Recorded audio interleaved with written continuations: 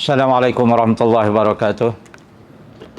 Bismillahirrahmanirrahim. Alhamdulillah. Wassalatu wassalamu ala rasulillah wa ala alihi wa sahbihi ajma'in. Rabbi syrah li sadri wa yassir li amri wahlul 'uqdatam min lisani yafqahu qawli. Yang saya muliakan pengacara Majlis Ilmu pada malam yang berbahagia ini. Seterusnya tuan-tuan, puan-puan, barangkali kalau ada abang-abang, ya, anak-anak yang dirahmati oleh Allah.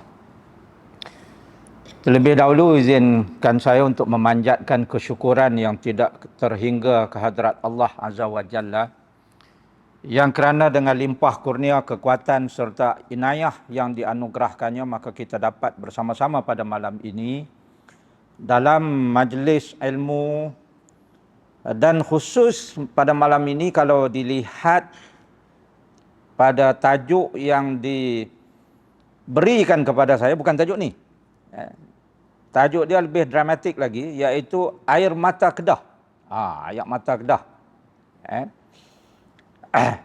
Tetapi perbincangan berkaitan dengan air mata Kedah pada malam ini saya khususkan untuk mengaitkannya dengan peristiwa yang berlaku di tempat kita ini lebih kurang 202 tahun yang lalu. Kerana peristiwa itulah yang menyebabkan menitisnya air mata kita apabila kita terkenang. Dan selain daripada itu, kita juga seharusnya cuba mengaitkan dengan apa yang berlaku di tempat kita 202 tahun lalu itu dengan apa yang sedang berlaku sekarang ini kepada saudara-saudara kita di Gaza, di Palestin sana. Tidak banyak beza. Jadi apa yang akan kita bincangkan pada malam ini berkisar di seputar perang musuh bisik yang berlaku pada tahun 1821. Dan berlanjutan selama lebih kurang 20 tahun. Sekaligus menjadi antara peperangan yang paling lama yang dihadapi oleh orang Melayu, iaitulah nenek moyang kita di negeri Kedah ini. Dan tuan-tuan dan puan-puan yang berada di masjid ini, Dialog Merah ini, lebih hampir lagi.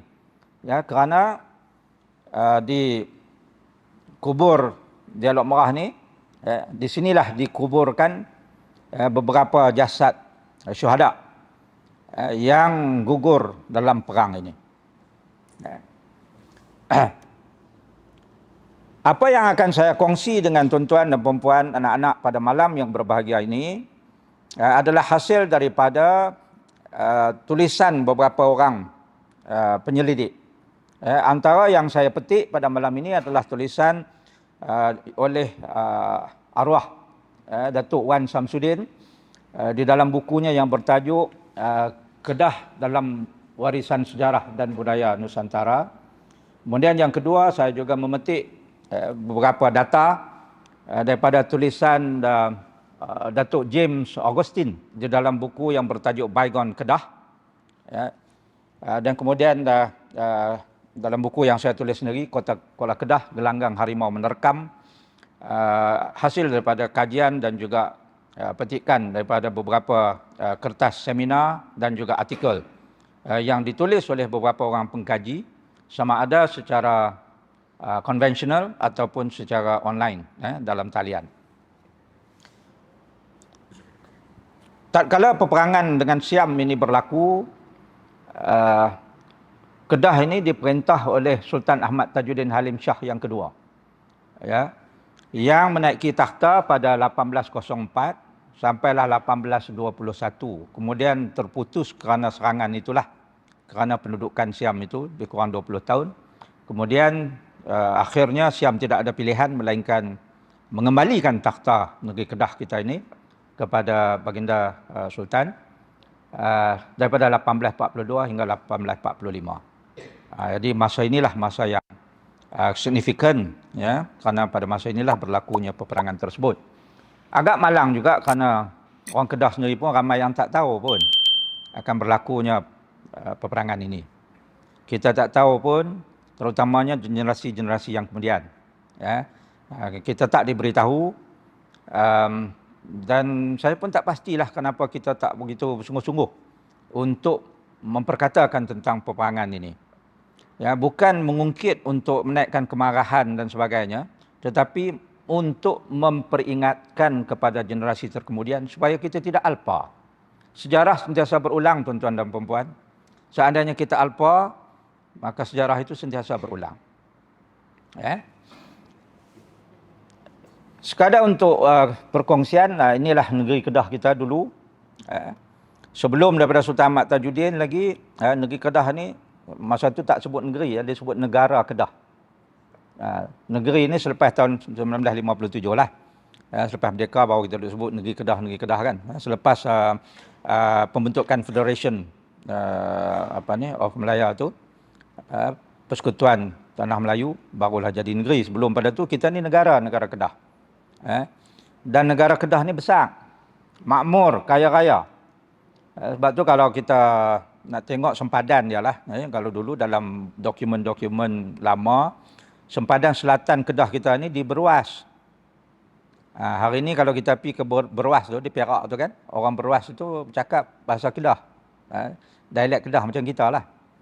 Kemudian utara kita tu di sempadan dengan Burma. Namanya Tanah Seri. Orang Burma sebut Tanah Seri mengikut lidah mereka. Jadi yang lain tu semuanya di dalam Kedah. Semasa Sultan Ahmad Tajuddin itu Setul. Itu masih lagi di bawah Kedah.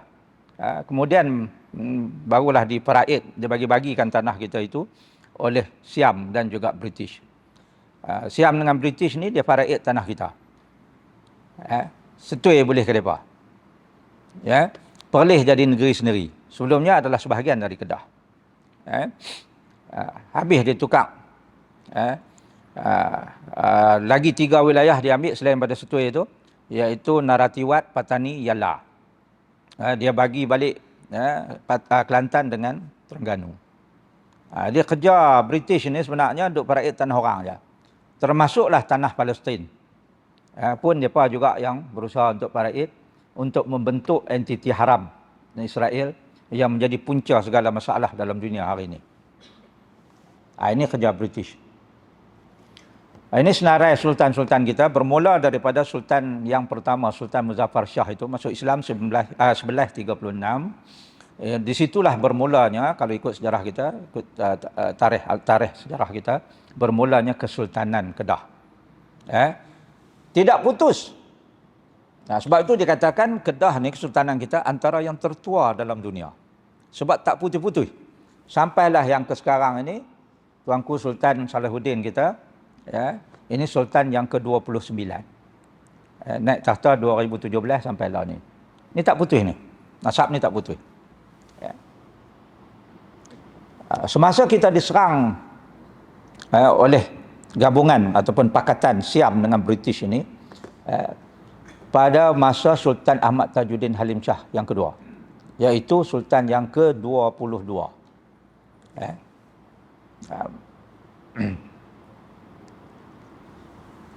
Jadi serangan itu berlaku di kota pertahanan kita, iaitu kota Kuala Kedah. Jadi tuan-tuan dan puan-puan kena bayangkan apa yang akan saya kongsi malam ini, apa yang berlaku 202 tahun lalu. Masa tu tak ada jalan raya macam ni lagi. Kereta semua tak ada lagi. Kena bayangkanlah tu. Kereta tak ada lagi, kapal terbang tak ada, airport Pelabuhan tak ada. Laluan masuk hanyalah melalui kota Kuala Kedah tu. Kuala Kedah laluan sungai itu, yang sungai di belakang masjid ni, lalu sampailah ke atas ke Alok Ganu dan sebagainya. Inilah laluan jalan. Maknanya jalan perhubungan melalui sungai. Tidak ada jalan ni lagi. Ada pun denai yang boleh dilalui oleh gajah dan juga jalan kaki sahaja. Sampailah ke Singgora. Sampai ke Bangkok kemudiannya. Kota Kuala Kedah kedudukannya sangat strategik. Kerana dia di muara sungai, depan muara itu terus ke Selat Melaka. Jadi maknanya kalau orang nak masuk ke Kedah, mesti melalui kota ini. Sebab itu Sultan kita membina kota ini betul-betul tepi kuala sungai itu. Sangat strategik. Ini pemandangan dalam kota dan kita dapat lihat pintu kota tu. Pintu tu nama dia pintu Kacapuri. Pintu Kacapuri. Pintu yang dibuat masa kota ini dibuat. Satu pintu besar Kacapuri, kemudian dua pintu di sisi, pintu kecil. Itu sahaja pintu yang ada pada waktu itu. Tetapi 1909 apabila British menduduki kota itu, mereka membina satu lagi pintu yang ada sampai hari ini yang disebut sebagai pintu Inggeris. Yang itu dibuat kemudian oleh British. Yang nenek moyang kita buat yang ni.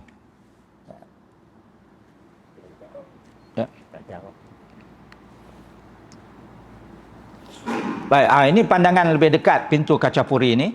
Pintu ini menghadap ke Alok Melaka. Alok Melaka ni alok yang digali di sebelah timur, di sebelah timur kota. Ini gambaran asal pintu yang sudah runtuh dalam tahun, kalau tak salah saya, lewat 60-an, awal 70-an begitu, dia runtuh sebab lama sangat. Kota ini mula dibina tahun 16 lebih. Kemudian kota ini menghadapi serangan, beberapa serangan sebelum diserang oleh Siam pun. Umpamanya kita pernah diserang, kota ini pernah diserang oleh Angkatan Aceh. Di bawah Sultan Iskandar Muda. Aceh katanya dalam bacaan saya lah, Aceh dengki sebab Kedah ini menghasilkan lada yang terbaik kualitinya. Jadi menyaingi Aceh. Jadi dia geram. Dia hantar tentera dia serang Kedah. Dia kidnap Sultan pada waktu itu bersama 2,000 orang Kedah. Pergi duduk di Aceh. Jadi tak gaduh nak tanam lada di sini. Itu tahun 16 lebih. Bila dia mangkat, anak dia naik, Sultan Iskandar Sani naik. Raja baru ni dia tak berapa minat dengan Kedah, dengan orang Kedah. Dia suruh balik puak-puak yang ayahanda dia ambil hari itu. Baliklah pula puak-puak tu, mai ke seberang sini. Dan meneruskan pemerintahan di Kedah ni. Tahun 1771 Bugis pula dah serang. Jadi kota ni memang sudah menyaksikan serangan-serangan daripada beberapa angkatan. Tahun 18 lebih Siam pula mai duk serang kita. Ini adalah peta lakaran yang saya lukis semula, hasil daripada lakaran yang dibuat oleh Siam pada waktu Siam menyerang kota ini. Jadi kalau kita tengok kota ni, tembok di sebelah selatan dia itu sebenarnya menghadap ke Sungai Kedah yang tak jauh daripada situ, sebelah kanan itu adalah Selat Melaka. Jadi di tembok itu diletakkan meriam-meriam besar yang dibeli dari Eropah, daripada Britain umpamanya. Dan meriam-meriam yang menghadap ke Kuala tu, ke Sungai Kedah tu, disebut meriam Kuala. Itu meriam Kuala. Itu meriam-meriam besar. Dan meriam ni kalau dia berdeh, boleh sampai ke laut. Boleh sampai, kalau kapal tu berlabuh dekat, kita tembak tu sampai ke kapal tu. Jadi sebab tu nanti apabila kita dikepung oleh Angkatan Laut British, kapal Hyacinth ni kapal hebat lah pada waktu itu, HMS Hyacinth. Orang dulu dia panggil Hyacinth. Sebenarnya kalau ikut ejaan itu Hyacinth. Kapal Hyacinth ni tak berani rapat. Sebab kalau dia rapat, kita berdiri sampai. Dia berlabuh tengah laut. Kemudian di tembok-tembok lain, terutamanya tembok yang menghadap ke utara, tembok yang menghadap ke Alok Melaka tu, itu diletakkan meriam yang lebih kecil. Meriam yang kecil ni sama ada kita buat sendiri, ataupun kita beli dari Belanda, VOC, atau juga sebelum tu kita beli daripada Portugis. Meriam tu lebih kecil kalibernya.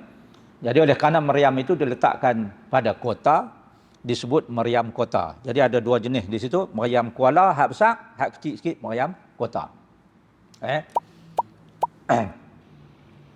Ini peta asal lakaran yang dibuat oleh Siam. Berpandukan lakaran inilah Siam menduduki kota ini bermula pada bulan November 1821. Ini yang pintu saya kata dibuat oleh British, yang kata pintu Inggeris tu. Ini kalau kita pergi, kita boleh tengok pintu ni ada, pintu kaca puri pun ada. Ini tembok asal dia, bata asal yang kita buat pada tahun 16 lebih tu. Bata asal yang dibakar di dekat stadium ni, sebab tu kawasan tu nama dia Bakak Bata. Tempat yang kita bakar bata ni, kemudian punggah masuk dalam perahu, bawa ikut sungai tu, pergi ke Kuala untuk kita susun, jadikan dia tembok kota pertahanan yang disebut, nama asal dia dulu Kota Kuala Bahang. Sebelum ditukar nama jadi Kota Kuala Kedah. Masa saya buat kajian di kota ni, sebab catatan sebelum tu dia kata 12 kaki lebar. Tapi bila saya sukat dan saya beritahu Datuk Wan Samsudin, saya kata, Tok Wan bukan 12 ni, 20. Saya sukat dah. Tok Wan kata, kalau gitu kita kena ubah dalam catatan, dalam dokumen. Dia antara tembok ke tembok tu, yang menghadap ke laut itu, yang menghadap ke sungai Kedah tu, itu 20 kaki dia punya ketebalan, lebar dia tu.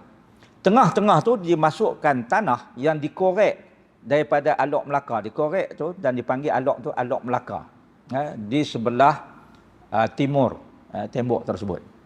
Lepas tu barulah diletakkan meriam-meriam besar, meriam-meriam dengan kaliber besar, dan meriam-meriam ni telah pun berjasa banyak, terutamanya dalam perang orang Melayu dengan Siam dan British.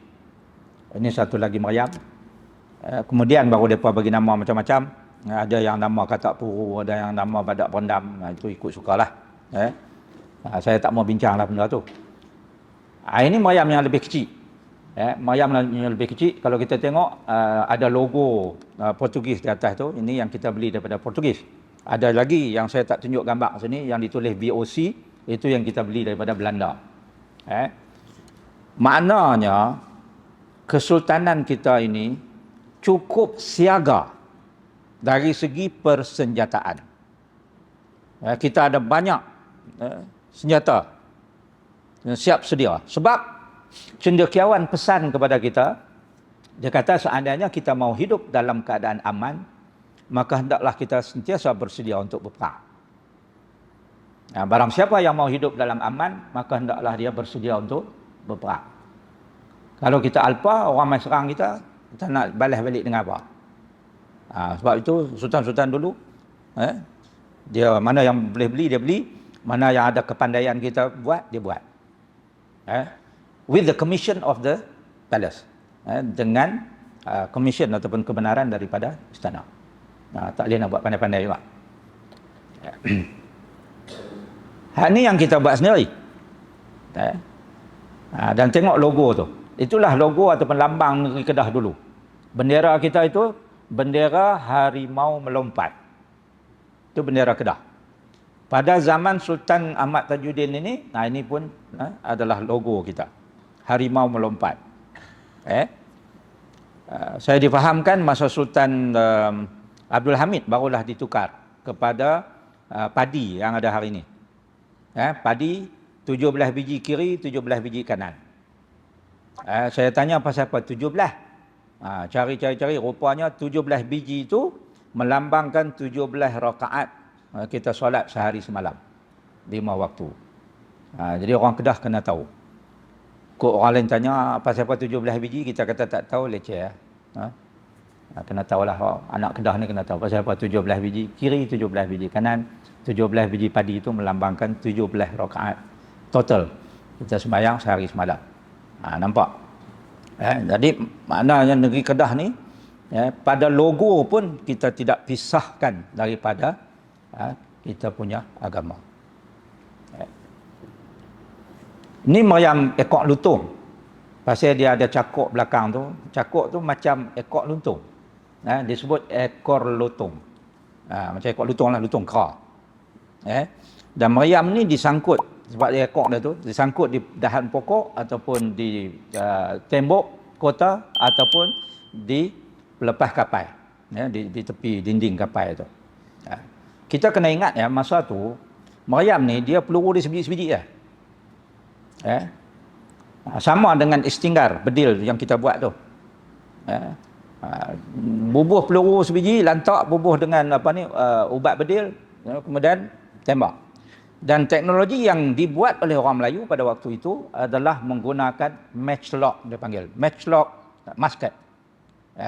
Ataupun dalam bahasa Melayu dia kata bedil istinggar kancing kancing sumbu, matchlock. Maknanya kena cucuh sumbu dia tu. Yang itu kita dah ada teknologi itu. Nenek moyang kita dah boleh buat dan memang sudah buat sejak daripada zaman Portugis menyerang Melaka tahun 1511 lagi.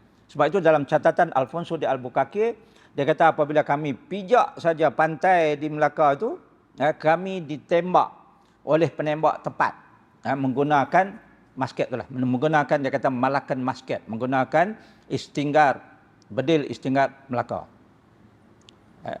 Kemudian kita improvise lagi tahun 16 lebih, kita menghasilkan yang lebih baik lagi, dipanggil istinggar Melayu. Dalam bahasa Inggeris dia kata the Malay musket. Saya buat museum di UPM, Museum Warisan Melayu di UPM. Saya beli balik satu larah daripada Belanda, Netherlands. Kita punya Malay musket tu, pergi beli balik daripada sana, 45,000. Sebelum tu dia nak jual Malakan musket, tapi 75,000 saya tak ada duit. UPM tak ada duit. UPM kata jangan duk merapu, tak ada duit. Kita takat 45 aja. 45 kita boleh dapat the Malay musket, maknanya yang kemudian sikit. Nanti saya tunjuk gambar-gambar dia. Nah, tuan-tuan dan puan-puan, anak-anak yang ada dalam ni, peristiwa perang musuh bisik ini bermula pada tengah hari Rembang, hari Ahad, 12 November 1821. Lebih kurang saya katakan tadi 200 tahun. Tak pasal-pasal, ada lebih kurang 1,000 orang askar siap. Sampai dengan lebih kurang 100 buah perahu. Merapati tebing kota Kuala Kedah di Alok Melaka tu. Ramai. Bawa senjata. Bawa senjata. Lela rentaka nanti saya tunjuk. Lela rentaka tu, the swivel gun yang kecil tu. Kemudian itu dengan pedang daripada pedang Siam ni, kerabu-kerabi. Lepas itu parang, golok dan sebagainya. Dan apabila tengok ramai sangat sampai, penghulu kota pada waktu itu, dia terkejut. Awak main ramai ni. Kan, dah tu bawa senjata pula tu. Lepas tu duk rapat, nak ragas naik tebing dah. Dia pun bagi tahu kepada utusan dia, yang paling laju dayung perahu pada waktu itu, dia kata hampir turut Datuk Bendahara dengan Datuk Laksmana. Yang pada waktu itu, pagi itu, dia mai dialog start, ada urusan. Jadi dia pergi turut itu dan jumpa masa dua orang datuk tu tengah balik dah di Teluk Cengai. Jumpa di Teluk Cengai, dia kata Siam sampai ramai tu, penghulu kota suruh balik cepat. Jadi orang tua-tua tu pun kayuh cepat. Bendahara dah tua masa tu, kayuh cepat. Penghulu kota tadi tanya kepada ketua Angkatan Siam tu, awak ramai ni? Sambil dia duk ragas naik tu, dia beritahu, dia kata kami main nak ambil beras. Kami minta beras lama dah. Kami main nak ambil beras pasal nak perang dengan Burma. Jadi penghulu kata, main nak ambil beras ramai kan. Kalau nak ambil beras, takat 7-8 orang nanti kan tak?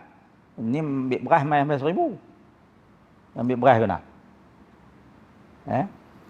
Dia pun bisik kepada penembak-penembak meriam yang ada dalam kota tu. Dia kata, hampa hala meriam dekat perahu-perahu ni, tunggu isyarat. Kalau aku kata tembak, apa tembak? Pasal nampak gaya puak-puak ni pelik. Tengah dia duk bagi arahan itu. Bendahara tadi dengan Laksamana pun sampai naik ke pintu ayak. Pasal ketua Siam tu sudah pun mula naik pintu ayak. Ketua Siam yang mengetuai angkatan pada hari itu adalah anak kepada Raja Ligor sendiri. Raja Ligor pada masa itu ialah Chow Paya Nakuan Sitamarat. Itu nama dia. Anak dia hak mai di Kuala Kedah tu, anak dia nama Pia Buri Sakmuton. Dengan adik dia seorang lagi, Pia Nuncit. Jadi Pia belakang apa-apa ni. Panglima Siam tu dia bagi tahu kepada penghulu kota, dia kata dia nak tengok-tengok, masuk tengok-tengok kota boleh. Nak masuk tengok, penghulu kota kata tak ada masalah, masuklah. Sementara Datuk Laksamana dengan Datuk Bendahara naik ke pintu ayak tu. Jadi dia pun panggil orang dia, jom masuk. Dia pun masuk ke dalam tu, duduk melilau, tengok meriam entah mana apa semua. Dalam kota pada waktu itu ada Istana Sultan Ahmad Tajuddin, ada Rumah Panglima, ada barek, pengawal-pengawal. Kemudian ada penjara kecil di situ dan ada dewan tempat makan. Ya, ada. Hari ini kalau kita pergi tu ada bangunan putih tu kan. Dia buat museum tu kan. Tourist Information Center tu, museum tu. Hak tu sebenarnya adalah sekolah sebenarnya. Yang tu dia bawa masuk kemudian. Yang asal dulu tu ada istana di dalam tu. Jadi Sultan duduk di situ. Tapi Sultan bukan hanya ada satu istana tu. Dia ada istana-istana lain lagi. Pada waktu Siam mai tu, Sultan Ahmad Tajuddin tidak berada di Kuala Kedah. Dia berada di Kuala Muda. Pada masa itu ada projek korek terusan. Jadi dia pergi tengok orang korek terusan di sana. Nasib baik dia tak ada. Nasib baik dia tak ada. Bendahara, Datuk Bendahara pagi tu masa di Alok Start ni, ada orang bagi tahu dia. Dia kata kita dapat maklumat 7,000 tentera Siam berjalan kaki dengan gajah, tentera bergajah dan tentera berjalan kaki turun mai dah daripada Legok. Tapi tak sampai lagi. Jadi Bendahara duk fikir ni pagi ni depa duk ada dah, barangkali kawasan utara ni. Sebelum asak sampai Kuala Kedah ni. Masa tu pun dia dah rasa tak sedap hati lah. Sebab tu apabila utusan tu sampai di Teluk Cengai tu, dia kayuh balik cepat-cepat. Sebab dia rasa ada benda pelik nak jadi ni. Kan? Pasal apa yang darat pun mai, hak di laut pun sampai. Apabila dia naik saja dengan Datuk Laksamana tadi tu ke pintu ayak, terus Pia Buri ni, dia bagi tahu serang. Terus dapat tangkap Datuk Laksamana dan juga Datuk Bendahara yang di atas pintu ayak. Yang di dalam kota terus buru, tangkap, tetak, tikam, tembak mana-mana pengawal dan juga orang Melayu yang ada di dalam kota pada waktu itu. Jadi Datuk Laksamana dan Datuk Bendahara, bila dia orang ditangkap dan sebagainya, dia boleh lagi lakut, bersilat dan sebagainya, dia tepih dan cabut kerih, ditikamlah beberapa orang askar Siam yang ada sama di atas pintu ayak. Dan berlakulah pergelutan di pintu ayak dan juga di dalam kota.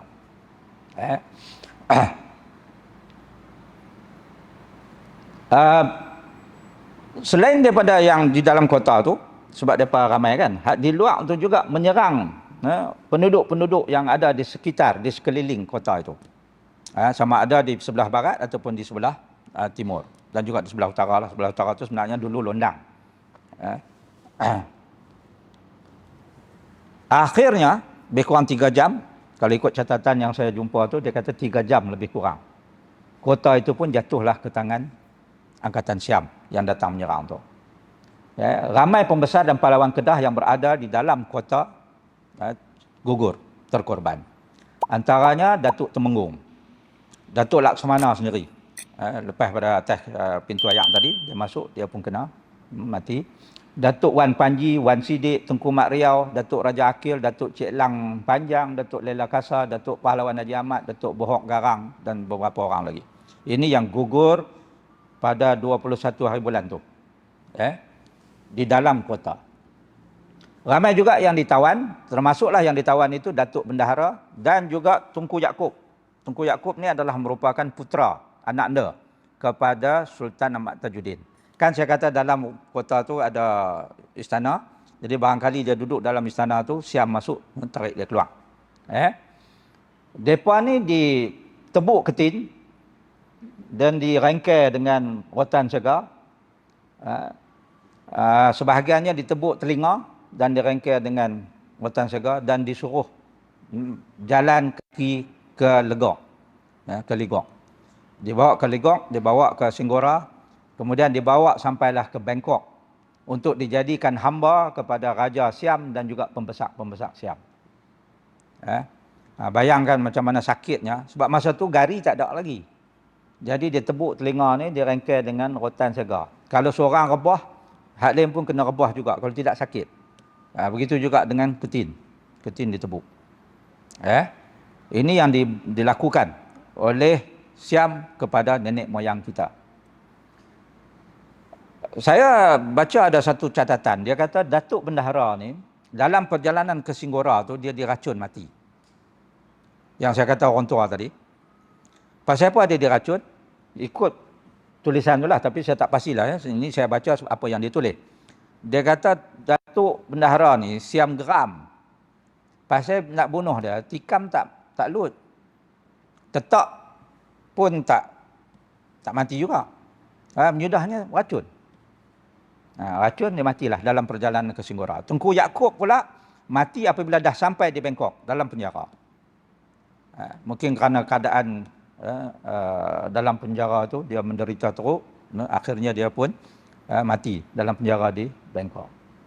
Jadi dalam catatan pada waktu itu dia kata lebih kurang 1,000 rakyat Kedah ditawan dan dibawa ke Ligok dan sebahagian lagi dibawa ke Bangkok untuk dijadikan hamba macam saya kata tadilah. Jadi kita balik ke Kota Kuala Kedah tu. Setelah Kota Kuala Kedah tu ditawan secara mengejut, armada Siam tu dia berpecah dua pula. Satu kumpulan menyerang Pulau Langkawi. Dan satu kumpulan lagi menyerang Alor Setak. Akhirnya seluruh Kedah jatuh ke tangan Siam Ligok. Raja Tai, raja masa ni adalah Rama yang kedua. Rama yang kedua di Bangkok. Dia melantiklah putera sulung pada Raja Ligok menjadi Governor Kedah, iaitu Pia Buri tadi. Dan adik dia ni orang panggil juga nama Chom Pabian. Chom Pabian ni dia cukup cengih. Orang Kedah masa tu kalau sebut nama Chom Pabian ni, dia lagi ganas daripada abang dia. Hadut seksa orang tu Chom Pabian. Dia dilantik sebagai timbalan governor. Dan command center dia orang buat di Alor Ganu. Dia tak berani buat di Kota Kuala Kedah. Dia buat di Kota Alor Ganu. Kota Alor Ganu ni lebih kurang 15 batu lah ikut sungai ni daripada Kota Kuala Kedah. Sebab kalau dia buat di Kota Kuala Kedah, dia takut orang Kedah serang balas. Jadi dia buat ke dalam ni jauh sikit. Sementara nak sampai ada utusan dia boleh bagi tahu. Kota Kuala Kedah pada masa itu dikawal oleh Angkatan Ligor, Angkatan Laut Ligor. Ini muka Siam lebih kurang ni lah kot. Orang tua-tua dulu kata Siam perut hijau Siam perut hijau, orang tua-tua dulu. Ingat tak dulu kita orang tua-tua duk kata pergi berjalan lah tengah kembang lagi Siam perut hijau mai. Dia duk usik kita dulu kan. Kita pun baliklah takut. Siam perut hijau. Jadi sewaktu Kota Kuala Kedah ditawan Siam Ligor, Angkatan Kedah berada pada masa itu mula-mulanya berada di Kuala Muda. Pagi Isnin, kena serang tu hari Ahad kan. Pagi Isnin itu utusan sampai kepada tuanku, beritahu Tuanku Sultan, tuanku sila berundur sekarang sebab Angkatan Laut Siam sedang menuju ke Kuala Muda. untuk cari tuanku. Jadi tuanku pun naik gajah. Ini ikut catatan dia 5 ekor gajah. Merempuh hutan tebal daripada Kuala Muda itu untuk ke Perai. Kerana menunggu di Perai adinda tuanku untuk membawa tuanku menyeberangi selat Bagan itu ke Pulau Pinang. Pasal apa pergi Pulau Pinang? Sebab Pulau Pinang waktu itu ada British. Dan kita sudah tanda tangani 2 perjanjian dengan British. Satu, perjanjian sewaktu memajak Pulau Pinang pada tahun 1786. Yang kedua, perjanjian sewaktu memajak seberang perai kepada British pada tahun 1800. Antara intipati kedua-dua perjanjian itu, British setuju untuk memberi perlindungan kepada Sultan dan juga memberi perlindungan kepada Kedah seandainya diancam musuh. Tapi tuan-tuan dan puan-puan, anak-anak, Nabi pesan kat kita lama dah. Kalau buat perjanjian dengan puak-puak kapiak ni, kita kena hati-hati, kena jaga-jaga, kena sentiasa waham. Sebab puak-puak ni memang tak boleh pegang janji. Jadi kalau dengan Nabi pun dia langgar, apatah lagi dengan kita, kan? Jadi kita akan lihat nanti betapa British tidak menghormati perjanjian-perjanjian ini. British tidak menghormati. Mereka mencabuli perjanjian ini. Kerana pada tahun 1826, dah ada perjanjian dengan kita. 1786, 1800, 1826. Henry Burney, dia sign pula satu perjanjian dengan Siam yang disebut sebagai Persetiaan Burney. Bahawa dia akan memberi perlindungan kepada Siam, dia tidak akan membantu Kedah. Ini talam dua muka British. Jadi Sultan akhirnya, saya pendekkan cerita lah, saya ikut tak ada habis juga. Macam malam pun cerita tak habis juga di Kuala Kedah. Saya terkejut juga pasal orang Kuala Kedah sendiri tak tahu cerita ni. Saya kata orang Kuala Kedah kena tahulah. Mereka sendiri pun tak apa tahu cerita ni. Kata sudah. Kalau orang Kuala Kedah pun tak tahu, macam mana kami nak tahu? Jadi saya cerita pun tak ada habis sebab dah masuk waktu, saya kata ni lambat sangat. Kalau nak habis ni mau pukul 3 pagi baru habis perang. Jadi saya lajukan supaya Dan habis kot malam ni. Kalau Dan lah. Ni saya rasa tak makan nasi gini. Saya ikut kita perhabis ni jenuh lapar. Jadi Sultan akhirnya sampailah ke Pulau Pinang dan memang British bagi dia perlindungan lah sebab dia sudah pun berada di Pulau Pinang. Siam tak puas hati tu. Dia cuba nak pergi kacau juga. Masa Sultan sudah pun berada di dalam sebuah rumah yang diberi keizinan duduk oleh British. Tapi Siam ni oleh sebab dia menghormati British, dia tak pi tangkap dalam rumah tu lah. Dia tahu duduk dalam rumah tu dan dia duduk taram nak pi tangkap je lah, tapi dia tak pi tangkap. Dan daripada sanalah Sultan merancang strategi untuk merampas kembali negeri Kedah daripada tangan Siam. Nah, apa berlaku kepada penduduk di negeri Kedah? Sewaktu Sultan kita dan angkatan panglima-panglima kita berada di Pulau Pinang pada waktu itu. Mereka sedang merancang strategi untuk merampas balik. Jadi apa berlaku pada penduduk Kedah ni? Apa berlaku pada orang yang dia duduk di anak bukit? Apa yang berlaku pada orang yang duduk di Alok Merah dan sebagainya ni? Apa yang berlaku? Siam mengamalkan apa yang disebut sebagai dasar bumi hangus. Apa dibuat? Wanita ditangkap, dirogol, diperkosa, lelaki dipasung, dipenggal kepala, dipijak kepala dengan gajah, dilenyit. Buat macam Yaksam. Pijak dengan gajah. Ada tawanan yang dimasak hidup-hidup di dalam pokok yang berlubang. Pokok tu ada lubang, dia bubuh, dia bogelkan mangsa tu, dia masukkan dalam lubang tu dengan tangan terikat di belakang.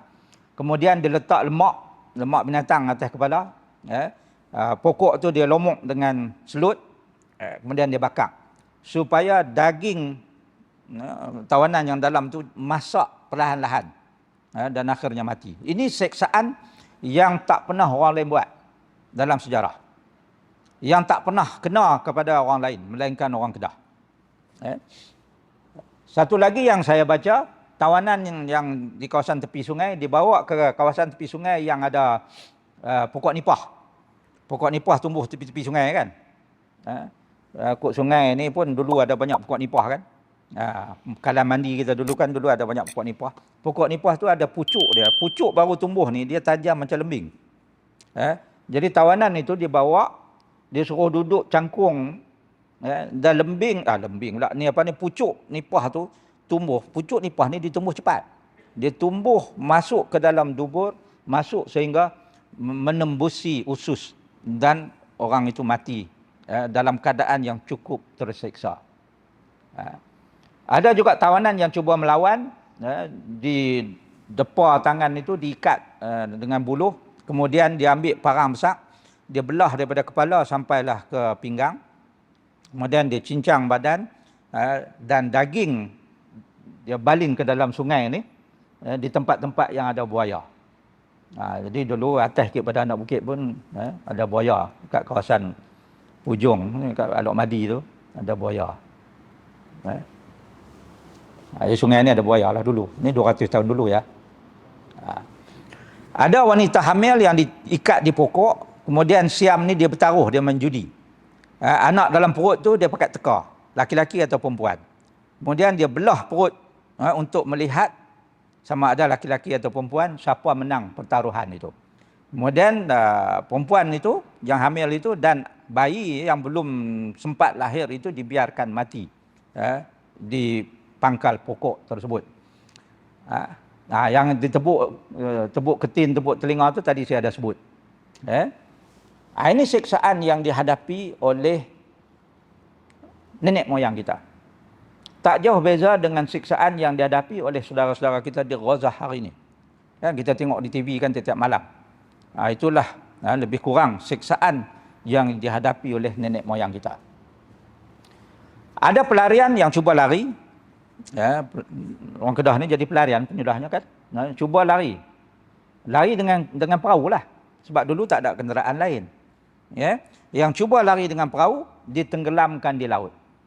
Kalaupun tak ditenggelamkan, tak dibedil dengan meriam, mereka dibakar sekali dengan penumpang. Jadi bayangkan suara kanak-kanak menjerit daripada dalam perahu di laut ataupun di kuala akibat daripada tindakan siam ini. Rumah-rumah dibakar, masjid-masjid dibakar. Masjid-masjid dibakar. Masa tu Kedah ada 128 mukim. Maknanya sekurang-kurangnya 128 masjid karya. Satu hiburan yang disukai oleh askar siam ialah pada hari Jumaat. Apabila di masjid orang sembahyang Jumaat, mereka bawa babi, kemudian lepas ke dalam masjid. Sebab mereka seronok tengok orang tua-tua terutamanya terlompat-lompat untuk mengelakkan babi itu. Jadi mainan pula kat mereka. Ini yang dilakukan di dalam Masjidil Aqsa hari ini oleh Israel.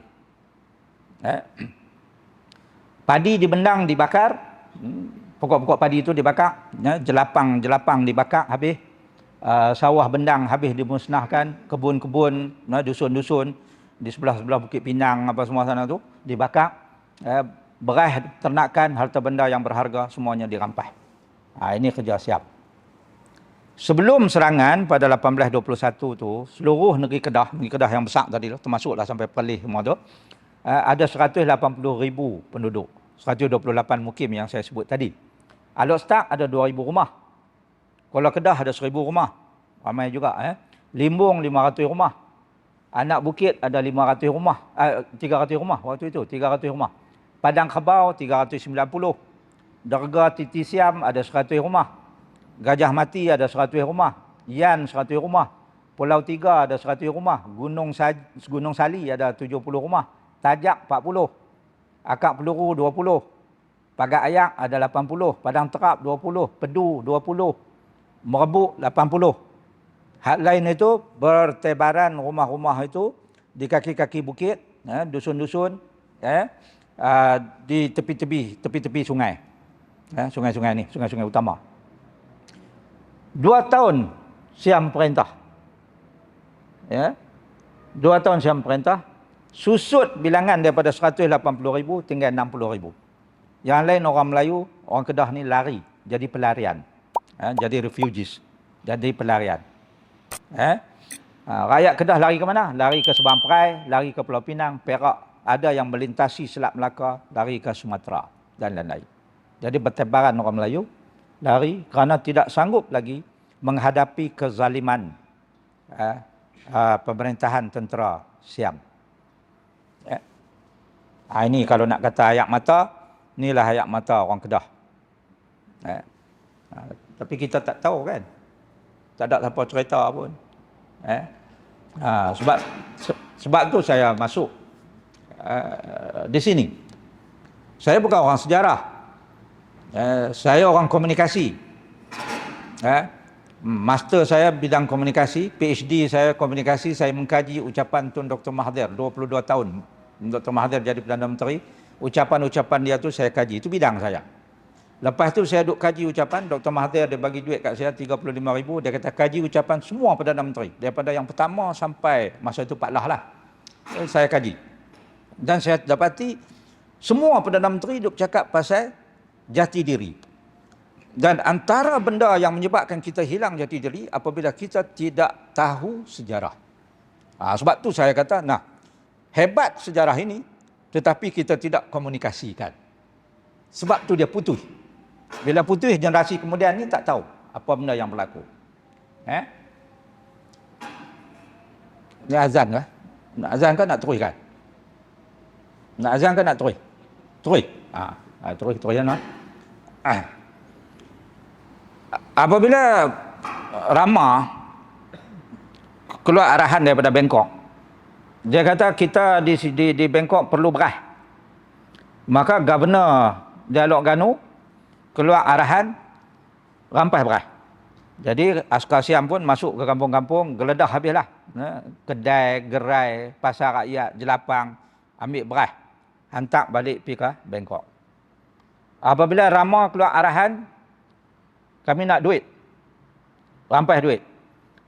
Jadi Governor Dialog Ganu keluar arahan, rakyat Kedah, siapa yang duduk dalam negeri Kedah, hendaklah membayar cukai kepala. Jadi yang ditekan untuk membayar cukai kepala itu ialah penduduk dan peniaga. Tak cukup duit. Governor kata tak cukup duit.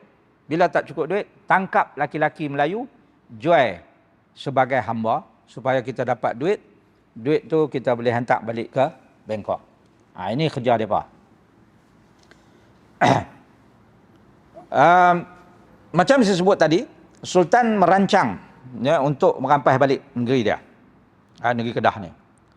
Jadi Siam takut. Bila Siam takut, dia kata kepada British, dia kata, kami nak Sultan Ahmad Tajuddin ini dijauhkan dari Kedah. Sebab kalau dia duduk di Pulau Pinang, dekat sangat. Takut dia kumpul orang, dia serang balik. Dan orang Kedah pun berada di sekeliling. Kan? Yang jadi pelarian apa semua tu duduk sekeliling tu saja. Menunggu saja arahan untuk berkumpul dan menyerang balik. Jadi dia kata, jauhkan Sultan. Dia suruh hantar pergi mana pun. Asal jangan berada di kawasan Pulau Pinang tu. Jadi Melaka pada waktu itu juga di bawah kuasa British. So British kata kalau macam tu kita hantar pergi Melaka lah. Maka Sultan pun dibawalah ke Melaka. Jadi jelas perjanjian 1786 dan 1800 itu dilanggar begitu saja oleh British. Anak saudara Sultan namanya Syed Zainal Abidin. Ini orang Kedah juga panggil dia Tunku Kudin. Tapi jangan celaru ini bukan Tunku Kudin yang terlibat dengan perang di Selangor. Yang tu Tunku Kudin lain. Dalam sejarah kita Tunku Kudin ada dua. Yang ini Tunku Kudin yang terlibat dengan perang musuh bisik, perang Siam. Lebih awal daripada Tunku Kudin yang terlibat dengan perang saudara di Selangor. Hak tu lain. Jangan silap. Tunku Kudin hak Selangor itulah yang rumah dia ada di Bukit Pinang. Yang tinggal Tunggui lah ni, yang ramai orang duk kata Istana Raja Psiong. Padahal tak ada kaitan pun dengan Raja Psiong. Itu adalah Istana Tunku Kudin. Tunku Kudin yang terlibat dalam perang tu. Bukan dalam perang di Selangor. Bukan Tunku Kudin yang syahid di Kuala Kedah. Jadi Tunku Kudin ni, Syed Zainal Abidin ni, dia dibantu oleh Tunku Long Putih dan Tunku Sulaiman. Mereka pakat dan mula melancarkan gerakan awal untuk menawan balik Kedah melalui Kuala Kedah lah, kota Kuala Kedah tu. Pada tahun 1826, iaitu 5 tahun selepas Siam menduduki negeri Kedah. Gerakan ini dipatahkan. Kemudian 3 tahun lepas tu, mereka cuba lagi tahun 1829. Percubaan ini juga gagal. Siam nak bunuh Tunku Kudin. Maka diupah. Ini saya nak bagi tahu ya. Ada tali barut. Sebab tu kita kena jaga-jaga. Puak-puak munafik ni kita kena jaga. Tali barut. Tali barut maknanya orang Melayu. Orang Melayu yang makan upah. Mereka ini diupah oleh Siam untuk membunuh Tunku Kudin. Satu malam mereka berjaya meletakkan bahan letupan di rumah Tunku Kudin dan berlaku satu letupan yang besar yang menyebabkan isteri Tunku Kudin meninggal dunia. Anak dia meninggal dunia dan Tunku Kudin sendiri pada malam itu terbakar sebahagian badan dia. Mereka tidak berjaya membunuh Tunku Kudin, tetapi letupan itu membunuh isteri dan anak-anak Tunku Kudin. Jadi Tunku Kudin kata, aku dah tak ada apa lagi dah. Rumah binasa, isteri yang disayangi pun mati, anak-anak pun mati. Jadi aku dah tak ada apa dah. Aku hanya nak mengembalikan Kedah kepada orang kita, kepada orang Kedah. Itu sebab semangat dia tu semakin berkobar-kobar lagi. Dan akhirnya dia kumpul 2,000 orang prajurit yang berpusat di seberang perai tu untuk menyerang Siam di kota Kuala Kedah. Dia kumpul, dia bergerak dengan perahu-perahu yang dilengkapi dengan senjata-senjata. Apabila dia sampai di Kuala Muda, beberapa perahu lagi di Kuala Muda itu menyertai Tunku Kudin. Kuala Merbuk, Kuala Yan, Kuala Salah, Kuala Terbangau. Kemudian mereka kumpul di Pulau Bunting. Selepas berkumpul di Pulau Bunting semua, pastikan semua dah bersedia, mereka mula bergerak ke kota Kuala Kedah. Dalam perjalanan, mereka disertai oleh beratus-beratus perahu lagi yang turun daripada Langkawi. Juga dengan tujuan yang sama, iaitu untuk membebaskan kota Kuala Kedah daripada tangan Siam. Tentera Siam yang duk berkawal di kota Kuala Kedah itu menembak angkatan Melayu Tunku Kudin ini dengan meriam supaya pejuang-pejuang Melayu ni tak boleh memanjat tembok kota Kuala Kedah. Kota Kuala Kedah ni kita buat rupanya kebal sangat. Sehingga kan begitu sukar untuk ditewaskan. Jadi apabila mereka menduduki kota tu, dia ada advantage lah, dia duduk tembak angkatan Melayu ini. Serangan dibalas dengan tembakan lela dan rentaka oleh Angkatan Laut Melayu. Mereka pun cengih juga, mereka balas balik. Daripada dalam perahu, tembak. Akhirnya pertahanan Siam di kota tersebut dapat dipatahkan. Tunku Kudin dan pengikut-pengikutnya berjaya memanjat masuk ke dalam kota, membunuh pahlawan-pahlawan Siam yang bertahan di dalam kota tersebut. Ni senjata yang mereka pakai, lela rentaka. Yang ni buatan orang Melayu.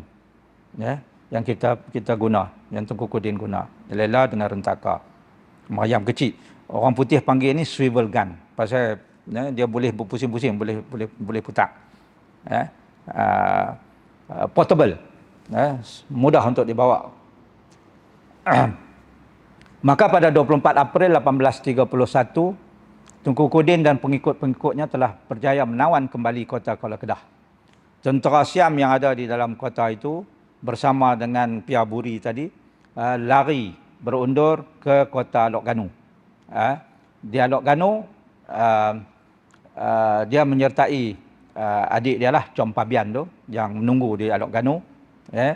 Ada 30 orang Siam dengan tali barut di dalam kota itu ditangkap, diseksa. Sebab nak balas dendam, geram sangat. 30 yang ditangkap hari itu dibunuh. Jadi apabila kota itu jatuh, Inggeris panik. Ah, Inggeris panik pasal kota itu telah berjaya dirampas oleh orang Melayu daripada tangan sekutu mereka, iaitu Siam. Jadi Inggeris dah kelang kabut. Siam pula hantar utusan daripada Alor Ganu, dia hantar utusan ke ke Pulau Pinang, ke British. Dia kata, nah, ini masanya kami nak tengok British ini, Inggeris ini menunaikan perjanjian yang kita sign dalam Persetiaan Beni 1826 tu. Perjanjian ni kata Inggeris naklah menghalang Sultan Kedah dan rakyatnya daripada menyerang Siam dan kepentingan-kepentingan Siam di Kedah.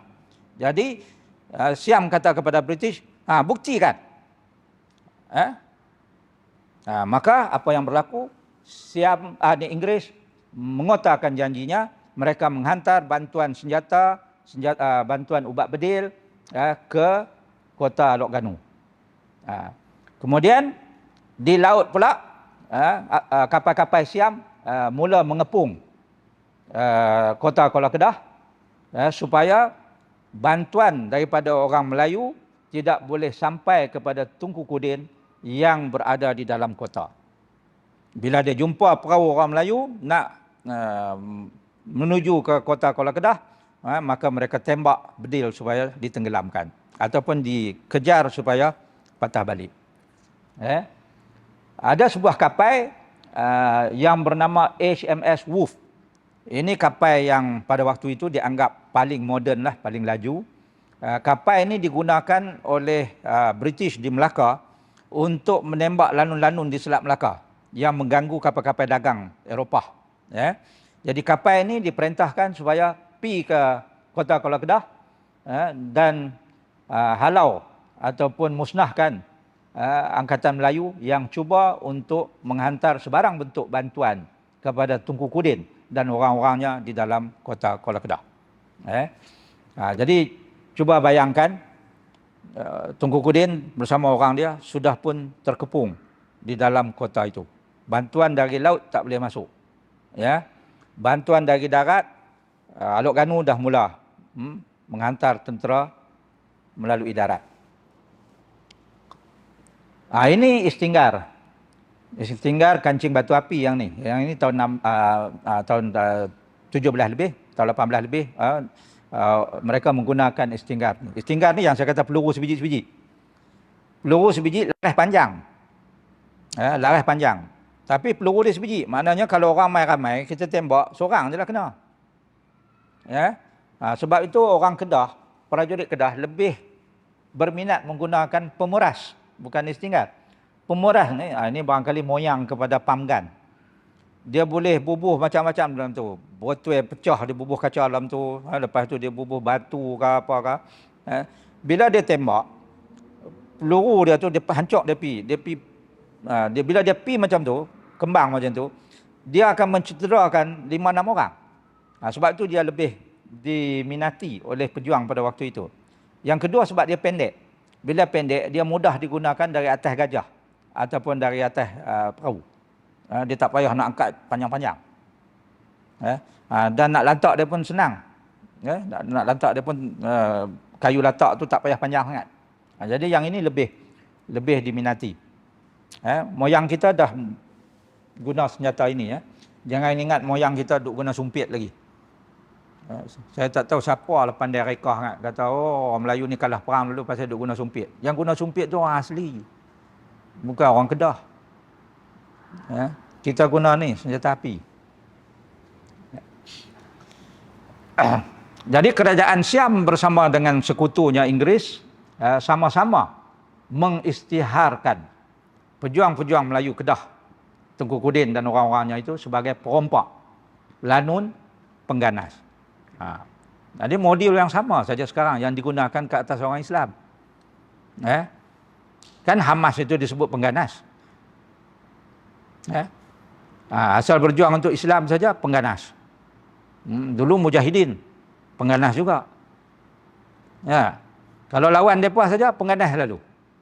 Jadi moyang kita itu dicop, pengganas, lanun, perompak, apa lagi yang negatif semua dilemparkan kepada kita. Padahal mereka yang mai rampas negara kita. Kita lawan balik, dituduh pengganas, lanun, perompak. Hak depa main merompak tu apa? Ya. Itu istilah apa nak guna?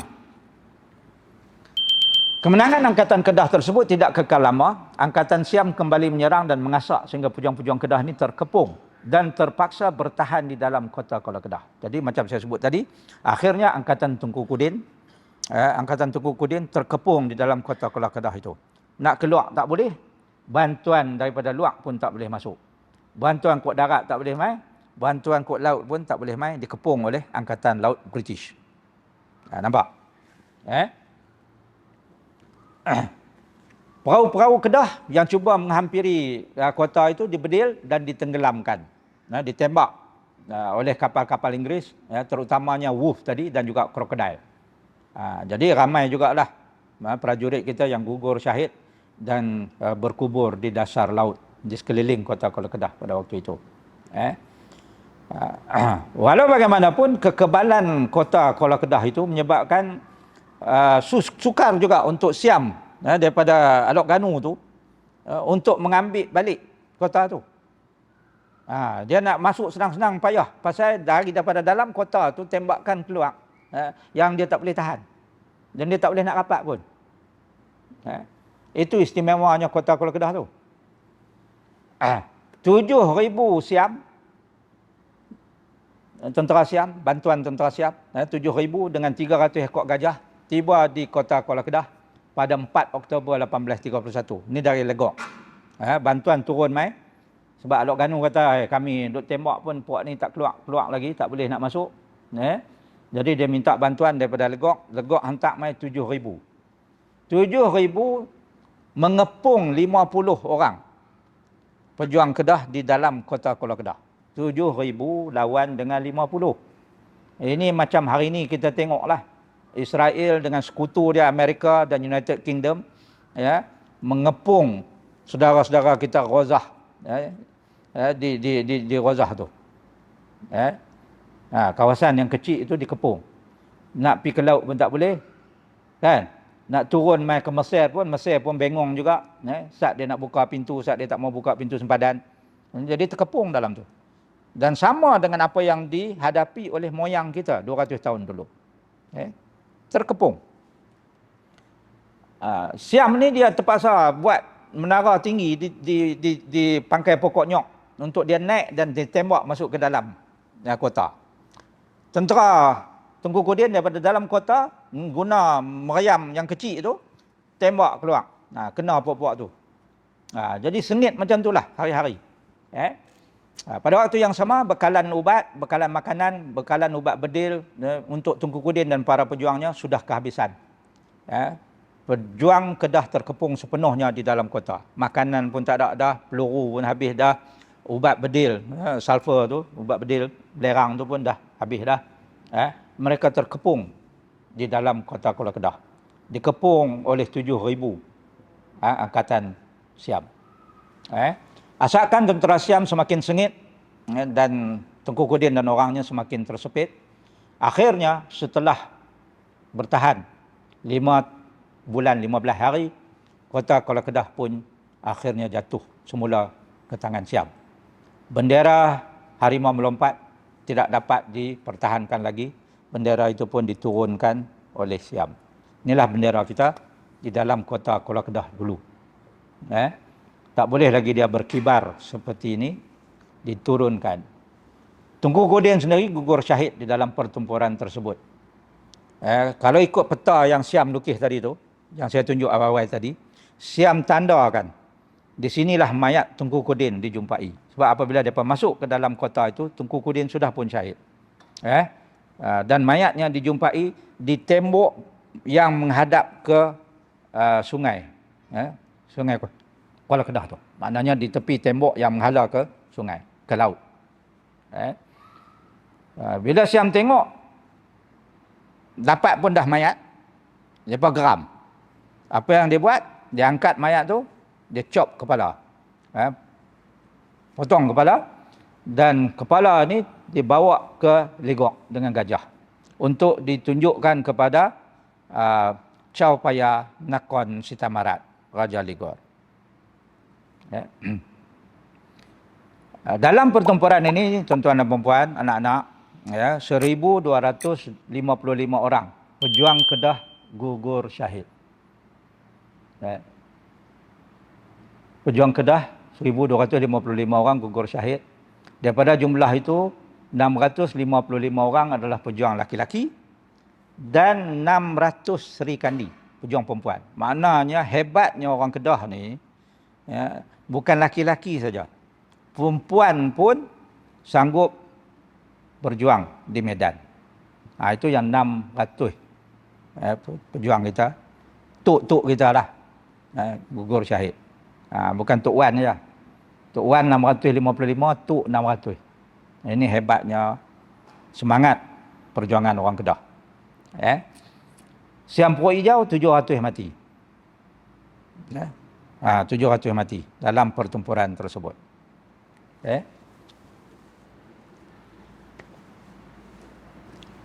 Lepas peristiwa kebangkitan itu, saya sambung sikit lagi, dah masuk sikit lagi. Lepas kebangkitan itu, pada tahun 1831, Kedah ni dah tinggal lebih kurang 20,000 saja orang. Tadi kan 60,000 kan. Lagi 40,000 lari lagi, jadi pelarian. Keluar lagi daripada Kedah. Tak mau, pasal tak boleh tahan. Dengan penindasan oleh pemerintahan tentera. Siap. Walaupun kita ada lebih kurang 20,000, satu-satu masa, Siam letak tentera dia di Kedah ni tak sampai pun 500. Maknanya, kota-kota kubu-kubu yang diduduki oleh Siam itu dikawal oleh tali barut. Ya. Kalau nak harap mereka ada 500 je lebih kurang. Satu-satu masa. Ya. Jadi tali barut lah, orang Melayu lah, yang membantu Siam ini. Antara tali barut Melayu yang terkenal pada waktu itu, ini dalam catatan ya, bukan saya reka ni. Antaranya yang terkenal, yang ada dalam catatan namanya, ialah Nakhoda Udin. Nakhoda Udin ini, dia asal Melayu Ligok. Dia jadi melanun di Kurau, kemudian ditangkap oleh British, tapi akhirnya diampunkan. Dihantar balik ke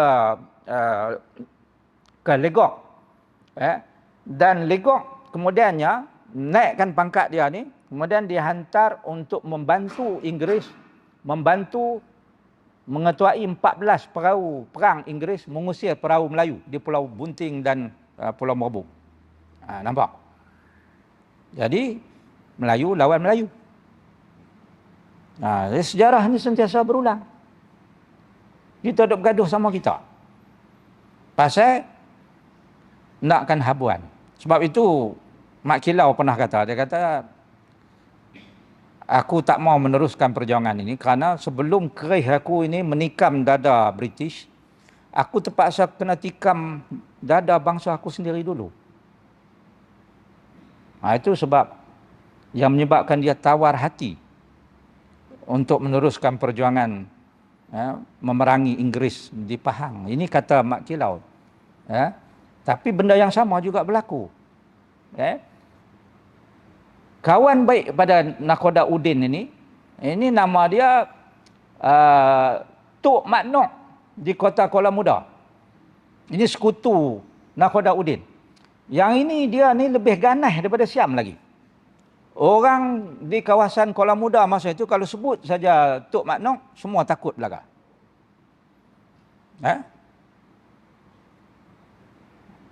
Jadi orang dengar nama dia pun takut. Dia jadi tali barut Siam. Dan dia lebih ganas daripada Siam lagi. Dan dalam catatan kita juga menyebut tentang pengkhianatan daripada Tengku Embun dan anaknya Tengku Sulaiman yang menyebelahi Siam. Tapi tengoklah, mereka menyebelahi Siam pun akhirnya pada hari raya ketiga, raya haji yang ketiga tahun 1831, mereka dibunuh oleh Chom Pabian tadi. Chom Pabian belah perut dia. Chom Pabian kata, aku nak tengok hati manusia yang sanggup belot kepada bangsa dia sendiri. Dia bunuh.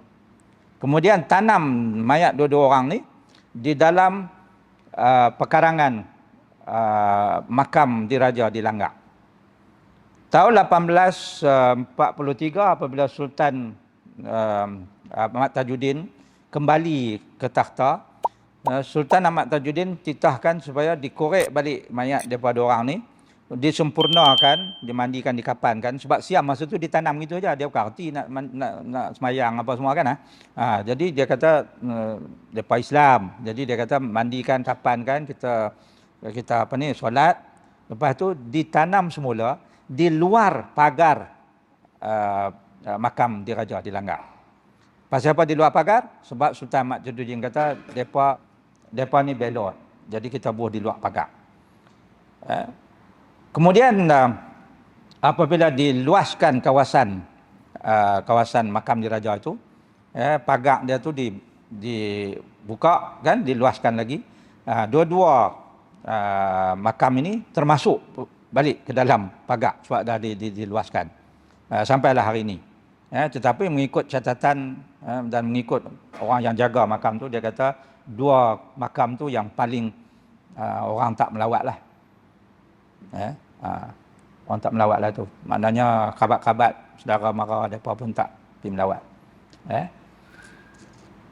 Kemudian ada dua orang panglima Melayu yang menjadi tali barut dalam sejarah. Seorang nama dia Panglima Yu. Panglima Yu ni Bugis sebenarnya. Bugis asal daripada Sulawesi, daripada Makassar. Dia ni pun jadi tali barut juga, selain daripada Panglima Barim. Barim tu nama siap, nama Melayu dia Ibrahim. Ibrahim disebut Barim, jadi Panglima Barim. Dalam perang dengan Laksmana Wan Mak Ali kemudiannya di Pulau Songsong, kedua-dua mereka ini ditewaskan dan mati di Pulau Songsong itu. Tapi Datuk Wan Mak Ali kata, kita kebumikan mereka cara Islam sebab mereka masih lagi Islam. Maka dikebumikan di Pulau Songsong. Ini tali barut juga. Jadi kita sedih pun ada, sebab ada dalam kalangan kita ini yang sanggup menjadi tali barut. Tak berhenti di situ.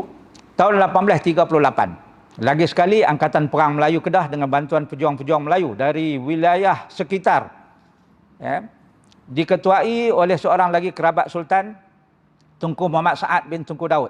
Kali ini lagi kuat, 10,000. Kita dapat kumpul orang 10,000, dengan 50 perahu perang yang lengkap dengan senjata, cuba untuk menyerang Siam. Kali ini lebih hebat lagi. Ini yang disebut sebagai Perang Musuh Bisik yang kedua. Kebangkitan kedua kali ini dikepalai oleh Tunku Mat Saad. Kebangkitan yang pertama Tunku Kudin, kebangkitan yang kedua Tunku Mat Saad. Ini lagi hebat. Yang ini yang orang Melayu mengamuk hebat, sebab kali ini orang Melayu disertai oleh bukan sahaja orang Kedah, tetapi orang Perak, di bawah pimpinan Raja Muda Perak sendiri. Kemudian daripada Berdage, Serdang di Sumatera sana turun mai, Siak juga turun mai. Bawah lagi itu dia duk sibuk dengan perang Padri Imam Bonjol. Jadi dia tak dapat nak hantar bantuan. Hulu Pahang, Terengganu, Kelantan, kemudian Patani juga menyertai kita. Sampailah kepada Mindanao dan juga Sulu. Hantar mai. Sebab itu kebangkitan yang kedua ni memang kebangkitan yang Siam kena teruk. Saya lajukanlah. Ini antara nama-nama panglima-panglima yang menyertai kebangkitan kedua, menyertai Tunku Muhammad Saad. Laksmana Datuk Wan Mak Ali ataupun disebut juga Wan Mali. Ini dari Langkawi. Datuk Setia Segara, Tunku Muhammad Akib dan Panglima Muhammad Taib Hitam dari Setui, Syed Hussein dan Wan Muhammad Arsyad dari Kayang, Tunku Abdullah Tok Moris dari Kubak Panjang, Pendang, Datuk Wan Daud dari Balin, Panglima Bukit Gantang dari Perak, Datuk Orang Kaya Tok Madi. Ni Datuk Orang Kaya Bandar Baru Tok Madi ni, dari nama dia lah kita dapat nama kampung Alok Madi. Ni ada sahabat-sahabat saya, saudara-saudara saya dari Alok Madi. Nama kampung kita ni ambil daripada nama Tok Madi ni. Yang juga turut memimpin ketumbukan tentera dalam kebangkitan yang kedua. Kemudian seorang ulama besar, anak kepada Mufti Kedah pada waktu itu, iaitu Syekh Abdul Samad Al-Falimbani. dari Palembang. Syekh Samad Falimbani ni masa tu dia dah tua dah. Ya. Dia adik abang dia ialah Syekh Wan Abdul Qadir. Juga anak kepada mufti Kedah masa itu, iaitu Syekh Abdul Jalil Al-Mahdani. Ya. Jadi mereka juga terlibat dalam perang. Kita tengok ya, saya selalu sebut bahawa orang dulu-dulu, pejuang-pejuang ni, kepala-kepala pejuang ini adalah orang agama, tuk guru. Kalau kita baca kebangkitan di Pahang pun begitu, dikepalai oleh orang-orang agama, tuk guru. Di Terengganu pun begitu, Tok Kupalo, kan? Abdul Rahman Limbung, itu juga adalah merupakan orang agama. Di Kelantan, Pasir Putih, yang duk sebut Tok Janggut tu, itu sebenarnya adalah Tuan Guru Haji Hasan bin Panglima Munas, yang balik dari Kelantan untuk meniupkan semangat jihad. Sebab masa itu balik di Kelantan pula, balik daripada Mekah. Sebab itu di Mekah pada waktu itu British duk kacau Osmaniyah, dan mufti Istanbul waktu itu mengeluarkan fatwa. Barang siapa berperang melawan British, seandainya gugur, maka gugurnya itu dikira syahid. Jadi semangat itu yang dibawa balik oleh Tuan Guru Haji Muhammad Hassan itu. Jadi sini pun sama. Syekh Samad Al-Falimbani ni, yang mengarang kitab Hidayatus Salikin, Sairus Salikin. Dia pun balik sebab abang dia bagi tahu kita tengah lawan dengan Siam dan British. Jadi kalau nak cari peluang untuk syahid, inilah masanya. Jadi dia balik mai. Dia balik mai. Angkatan Melayu yang besar itu dipecahkan kepada 4 ketumbukan. Ketumbukan yang pertama di bawah Tengku Mat Saad sendiri. Yang ini dia akan menyerang dan menduduki kota Singgora di Laut Cina Selatan. Maknanya dia akan serang sampai ke sana. Dan tujuan dia adalah untuk menjatuhkan, merampas balik kota Singgora. Ketumbukan yang kedua, di bawah pimpinan Datuk Wan Mat Ali tadi ni, menyerang Terang, Krabi dan Pulau Panjang dari darat dan laut serentak. Jadi Datuk Wan Mat Ali Langkawi ni, dia bawa ketumbukan dia untuk menyerang Terang, Krabi, Pulau Panjang. Di laut pun dia serang, di darat pun dia serang sekali serentak. Kumpulan yang ketiga di bawah Putera Patani, tak ingat nama puteranya, ini menyerang dan membebaskan negeri Patani. Jadi sebahagian daripada pasukan Kedah menyertai pasukan Patani ini. Syekh Samad Falimbani tadi menyertai ketumbukan yang kedua, yang grup Langkawi itu. Yang keempat di bawah Tunku Mak Kip, ini menyerang kota Kuala Kedah dan kemudian menjadi pasukan backup daripada belakang. Mana-mana 3 pasukan tadi yang belum selesai, belum beres, yang perlu bantuan, maka ketumbukan yang keempat ni dia akan pergi bantu. Jadi kita tengok strategi perang yang begitu strategik sekali. Hasilnya, angkatan ini dapat menyerang kedudukan Siam di Kedah dan bergerak ke utara dari darat dan laut serentak. Dan ini melumpuhkan sama sekali tentera Siam di semua kedudukan. Jadi dalam masa yang singkat, kota Kuala Kedah jatuh, Alok Stak jatuh, Alok Ganu pun, kota Alok Ganu pun jatuh. Adalah sikit penentangan di kota Alok Ganu dengan Com Pabian tadi. Tapi oleh kerana serangan itu terlampau hebat sangat, Piaburi Satnuton dengan adik dia sekali lari. Dengan 4-5 orang askar Siam yang masih selamat, lari ke Patalong. Lari ke Patalong. Kota Alok Ganu hancur. Sampai hari ni lah, kalau kita tengok kota Alok Ganu tu tak ada apa dah kesan dia. Dulu saya ingat lagi kecil-kecil duk lalu situ, pergi Titi Baru, nampak lagi batu-batu tu kan. Lah ni tak ada lah. Tanya orang kampung, dia kata katuk habis dah buat dapur lah apalah. Tak ada langsung lah. Tak ada kesan lah di Alok Ganu tu. Tengku Muhammad Saad merampas kembali kota Kuala Kedah pada 4 hari bulan Ogos 1838. Dan langsung dia lantik seorang kerabat lagi nama Said Husin untuk menjadi penghulu kota. Siam kelang kabut. Lagi sekali dia hantar utusan kepada Pulau Pinang, British. Dia kata, tolong ingat balik perjanjian kita, kepung orang Kedah ni. Mereka dah rampas balik dah negeri Kedah ni. Maka British menghantar Kapten Warren, iaitu kapten kapal perang mereka HMS Hyacinth, ke Kuala Kedah. Apabila dia sampai ke Kuala Kedah, dia nampak bendera harimau melompat tadi berkibar kembali di kota itu, dan dia pun hantar warning, hantar amaran kepada Tunku Mat Saad.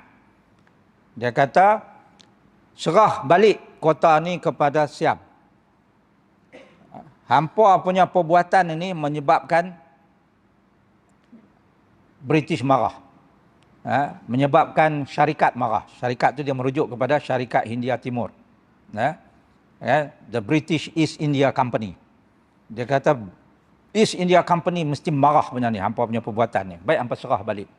Maka disambut dan dijawab oleh Tunku Mat Saad. Ini kata-kata Tunku Mat Saad.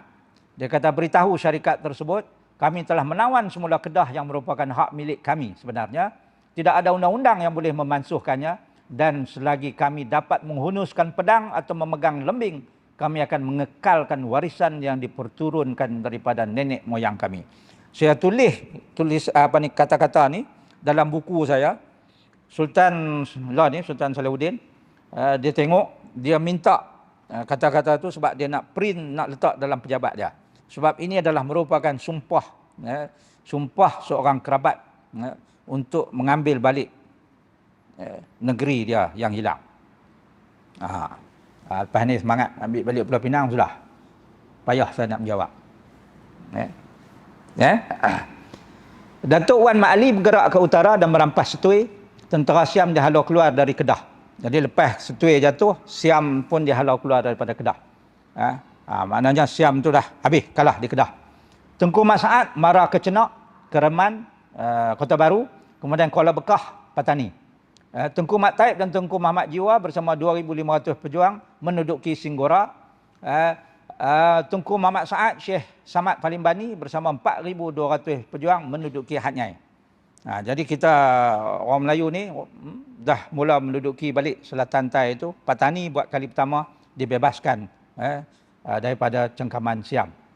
Sampai ke Singgora, mereka duduk rehat di Singgora tu sementara menunggu bantuan sampai daripada Terengganu lagi, Kelantan. Dan kata Tunku Mat Saad, dia kata kita akan mengamuk hari ini sampai kita boleh ketuk pintu Istana Bangkok.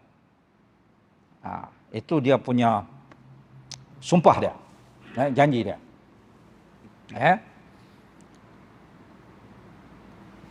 Kemudian masa menunggu itu di Singgora, di Hat Nyai ini, Syekh Samad Palimbani mengarang serangkap syair dalam bahasa Arab, merakam manisnya kejayaan perjuangan Kedah ini.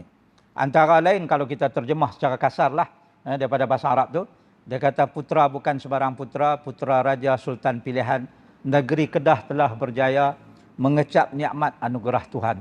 Agama Islam bergerak semula begitu lama dalam tekanan.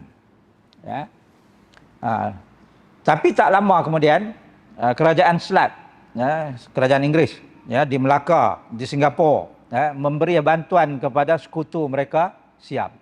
Jadi Pakatan Tentera Siam Inggeris ini menggempur pejuang-pejuang Melayu dan mengasak mereka dengan hebat sekali. 2,000 Siam dan 500 Cina dari Singgora turut bergabung dan menggempur angkatan Melayu.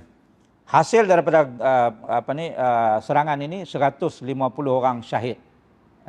20 hari mereka bertempur, dan oleh kerana serangan balas yang terlalu hebat dalam bulan Februari 1839, Tunku Mat Saad sekali lagi terpaksa retreat, terpaksa berundur ke selatan. Inilah rupa Siam Kok Hijau yang lawan dengan moyang kita tu. Huduh ke main? Dalam pertempuran ini ramai pahlawan Kedah dan pahlawan Melayu lain yang turut sama berjuang gugur syahid. Antara yang syahid dalam perang Hat Nyai 20 hari itu ialah Syekh Samad Al-Palimbani. Beliau syahid ditembak di Hat Nyai itu. Kemudian kepalanya dipotong, dipancung dan dibawa ke Bangkok. Badannya ditinggalkan dan dikebumikan di sebuah kampung yang bernama Ban Trap. Ban tu kampung, kampung terap lah. Tapi dalam bahasa Siam disebut ban terap. Dalam kebun getah Cina. Hari ni kalau kita pi kampung tu boleh tengoklah makam Syekh Abdul Samad Al-Falimbani. Ini dulu gambar lama. Beberapa orang pi melawat lama lah ni depa buat binaan sikitlah. Kalau dulu tak ada binaan apa-apa. Ini kemudian. Yang ini adalah merupakan panji-panji yang ditulis oleh Syekh Samad Falimbani yang diserahkan kepada Datuk Wan Mak Ali. Yang memimpin ketumpukan yang kedua tadi tu, yang daripada Langkawi. Ini terjemahan dia dalam bahasa Melayu dalam tulisan Rumi kita. Kota Lok Ganu dan Kota Padang Sejana jatuh kembali ke tangan Siam. Syed Husin dan Panglima Hitam Syed Husin, penghulu kota tadi tu, gugur bersama prajurit mereka. Akhirnya Angkatan Tunku Mat Saat berjaya diundurkan sehingga ke Kota Kedah. Balik ke Kota Kedah, bergabung dengan pasukan Tunku Abdullah. Selain itu disertai oleh Tengku Muhammad Zawawi dan Tengku Muhammad Taib. Dan di dalam kota inilah akhirnya tinggal 500 pejuang Melayu daripada 1000 tadi. Tinggal 500 pejuang Melayu bertahan buat kali terakhir. Pada 16 bulan Mac 1839, Siam Bangkok hantar tentera dia mai 15,000 tentera. Yang lebih lengkap dengan senjata-senjata terbaru yang diberi oleh East India Company. Senjata mereka ada CHOP East India Company yang dihantar daripada Melaka dan juga daripada Singapura tadi. Ketumpukan yang menggunakan bedil istinggar bantuan syarikat India Timur ini menyerang Kota Kuala Kedah dari darat. Di laut, Haisin dengan kekuatan 18 laras meriam mengepung dan membedil pasukan Melayu. Haisin ini ada kapal pengiring dia 3 biji, iaitu Emerald, Pearl dan juga Diamond. Turut sama menggempur. Ini gambaran Haisin ni. Akhirnya Kota Lok Ganu jatuh balik ke tangan Siam dan Siam dapat balik akses kepada meriam besar mereka. Meriam tu dah lama tak diguna, tapi mereka dapat balik. Mereka bawa berkumpul di Gunung Khayang. Gunung Khayang menjadi command center yang kedua sebab Gunung Khayang itu lebih dekat dengan Kota Kuala Kedah. Siang dia balik ke Gunung Khayang, malam dia menyerang Kota Kuala Kedah. 19 Mac 1839, seluruh pekan Kota Kuala Kedah dikuasai oleh askar Siam. Siam masuk balik. Penembak-penembak tepat mereka ditempatkan di setiap penjuru di pekan tersebut. Mana-mana jumpa orang Melayu, mereka akan tangkap dan bunuh dengan kejam. Jadi yang di dalam kota itu, Tunku Mat Saat dan juga pejuang-pejuangnya sudah tidak ada pilihan lain. Berjuanglah sampai titis darah yang terakhir. Bersama tentera Tunku Mat Saat ini adalah 15 orang supai ataupun sepahi. Supui India Islam ni. Mereka juga turut melepaskan tembakan ke arah Siam. Akhirnya tinggal 200 orang di pasukan orang Kedah kita ni. Tunku Mat Saat dan juga pejuangnya tinggal 200. Mereka sudah dikepung dari setiap sudut oleh musuh yang terlalu ramai. Dan harapan untuk menang sudah tidak ada. Tak ada pilihan lain melainkan berjuang sehingga syahid. Tapi meriam-meriam yang ada di dalam itu masih lagi meletup dengan tembakan 18 pounder. Musuh pula tembak daripada luar dengan peluru istinggar. Dan yang di dalam kota tu bila seorang syahid, seorang lagi ganti, begitulah sampai habis ataupun sampai cedera. Akhirnya supui yang ada tu diberi arahan hampa tembaklah sampai habis peluru. Dengan bilangan peluru yang ada ni, kita boleh bertahan 2 jam lagi. Mereka pun tembak sampai 2 jam. 15 supui ni pun lari terjun dalam Alok Melaka. Ada yang tenggelam, lemah, ada yang dapat menyelamatkan diri ataupun ditangkap oleh British yang mengawal di laut itu. Pada subuh 20 Mac 1839, Kota Kuala Kedah berjaya ditawan sepenuhnya oleh tentera Siam. Dan hampir kesemua pahlawan Melayu yang mempertahankan kota tersebut gugur syahid. Tunku Mat Saat, Tunku Abdullah, Datuk Muhammad Taib Hitam dan Laksmana Datuk Mak Ali dapat meloloskan diri daripada kepungan Siam. Mereka keluar dan berkumpul kembali untuk merancang serangan seterusnya. Uh, Pejuang yang syahid di dalam kota dikebumikan, ditanam di dalam kota itu. Mana yang selamat dibawa keluar. Apabila mereka mati, syahid, mereka ditanam di tapak Masjid Zahir. Pada tahun 1913, apabila kerajaan nak bina Masjid Zahir itu, maka mereka dikorek, ya, dan mayat itu dipindahkan. Sebahagiannya dibawa ke kubur di Akak Peluru. Sebahagian lagi dibawa ke Alok Merah. Itu sebab saya kata ni dekat dengan tuan-tuan dan perempuan. Ya, dimakamkan di pekarangan masjid ni lah sebahagiannya. Ada lagi yang terlibat dalam perang di Alok Ganu tu, yang syahid, kemudiannya dikebumikan di tapak kilang LPN Anak Bukit.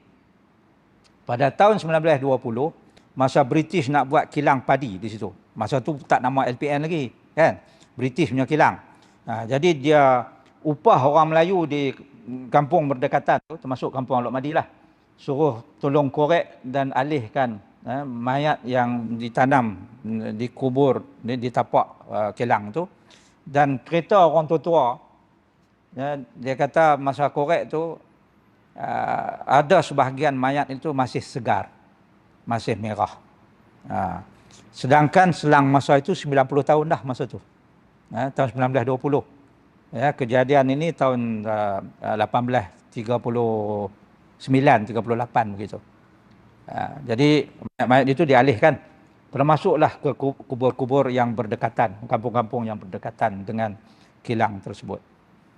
Jadi inilah yang berlaku kepada nenek moyang kita dalam perjuangan pada tahun 1839 itu. Dah 9.30 dah, saya pun nak berhenti sini. Cerita perang ni tak habis panjang ni sebenarnya, kan?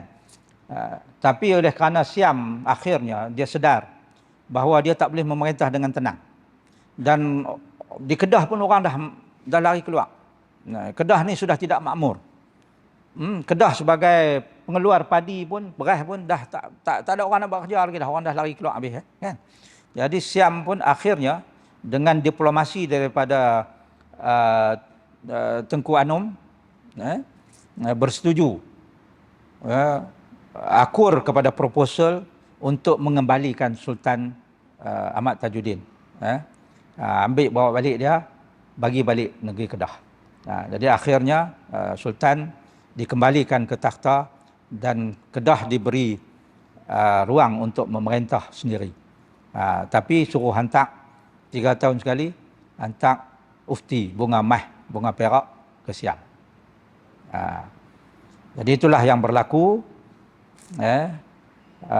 Tetapi yang kita nak ambil iktibar di sini ialah betapa semangat perjuangan daripada nenek moyang kita orang Kedah itu tidak pernah padam. Kerana perjuangan-perjuangan itu kemudian diteruskan lagi.